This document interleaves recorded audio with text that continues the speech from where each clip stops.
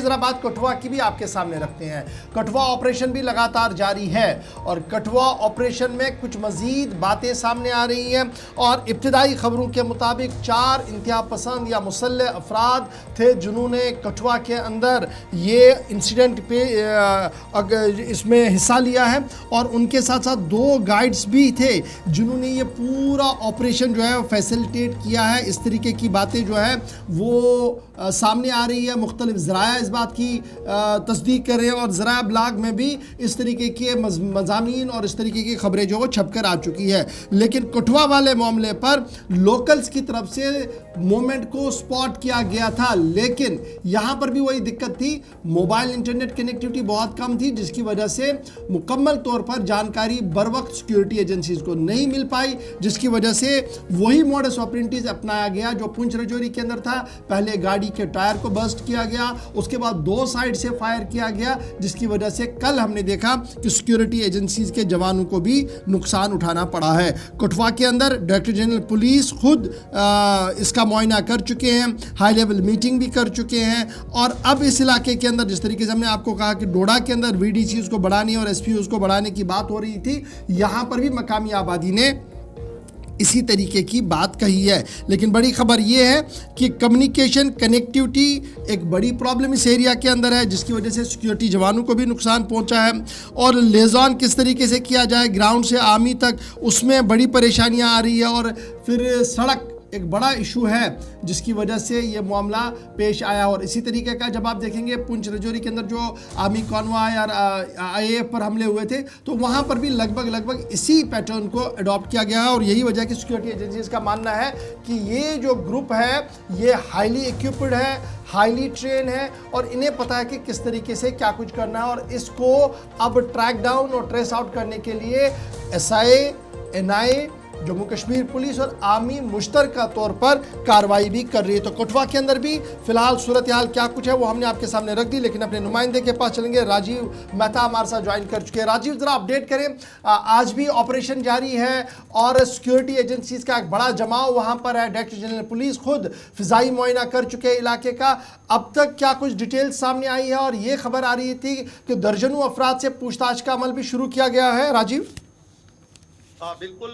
गौहर, मैं बताऊं कि इस इलाके में 40 घंटे से अधिक का समय हो गया है इस आतंकी वारदात को हुए। परसों जो दोपहर को 3:30 बजे हुआ था, उसके बाद से ही लगातार सुरक्षा बलों के लिए एक चुनौती बन गई है कि आखिर आतंकी निशाना बनाने के बाद कहाँ छुपके हैं और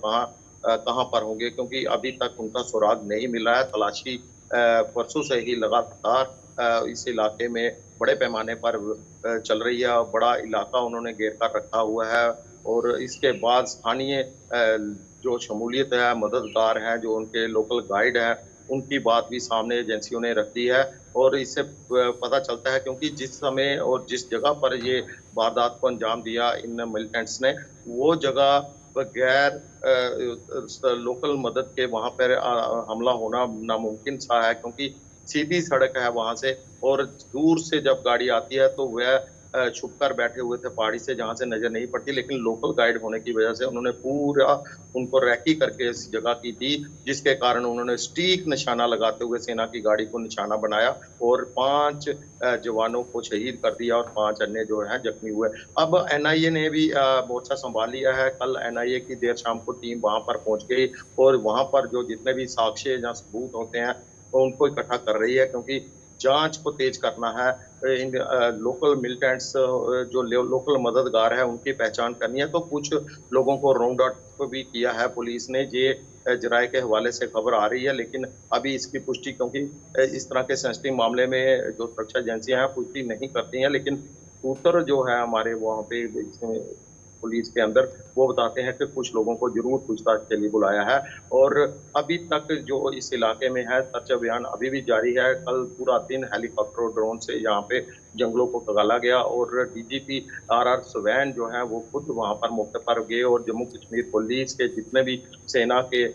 जितने भी अधिकारी हैं उनके साथ एक समीक्षा बैठक की और किस तरह इस हमलों को रोकना है और किस तरह इन आतंकियों को न्यूट्रलाइज करना है, वो पूरी रणनीति पर भी विचार विमर्श। रंजीव, एक चीज और भी बताइएगा, क्या ये मुमकिन है इस इलाके के अंदर जहां पर एक्सेस बिल्कुल भी नहीं है या कम है नेटवर्क नहीं है, सड़क राब्ता सही नहीं है, फिर भी कहा जा रहा कि लोगों की तरफ से मूवमेंट स्पॉट की गई थी, इस तरह की पहले इतलात थी इस इलाके के अंदर, और फिर जहां पर आर्मी की मूवमेंट हो वहां पर और भी मामला सेंसिटिव हो जाता है। इज इट पॉसिबल कि इस एरिया के अंदर लोकल सपोर्ट इस हिसाब से मिले, और वो भी एक जंगली इलाके के अंदर जहां पर आगे कुआं पीछे खाई जैसा मामला हो, शायद उस शख्स के लिए भी अगर कोई मदद करने के लिए आता भी है इस मुश्किल तरीन और पहाड़ी इलाके के अंदर? बिल्कुल, कम्युनिकेशन की बात करूं तो फोन क्या नेटवर्क की प्रॉब्लम तो है, जहां पे इंटरनेट जी। थोड़ा कम चलता है, लेकिन कॉल कनेक्टिविटी सही है, जिसके कारण बंदा कॉल से एक व्यक्ति दूसरे से कनेक्ट जरूर है। क्योंकि पहाड़ी इलाके की बात करूं, पूरे पीर पंचाल या चनाब रीजन की बात करूं तो यहाँ पर लोगों को हमने वैसे देखा है कि बाकी मैदानी इलाकों के मुकाबले में ज़्यादा नेट पर सर्च करते हैं और ज़्यादा सोशल साइटों पर एक्टिव रहते हैं। ज़्यादा जो स्थानीय पेज और स्थानीय लेवल पर जो न्यूज़ नेटवर्क है वो इन इलाकों में भी काफ़ी ज़्यादा है। तो लगता है कि कनेक्टिविटी की इतनी बड़ी प्रॉब्लम नहीं है, लेकिन अगर किसी ने सूचना देनी है तो वो कोई ना कोई ज़रिया ज़रूर निकालेगा। अगर समय रहते सूचना होती तो पुलिस और जितनी भी सेना है उस इलाके में ज़रूर कार्रवाई करती, लेकिन कनेक्टिविटी इंटरनेट के लिहाज से थोड़ी कम हो सकती है। एक लेकिन बड़ा मसला है। बहुत बहुत कॉल के शुक्रिया साथ रंजीव।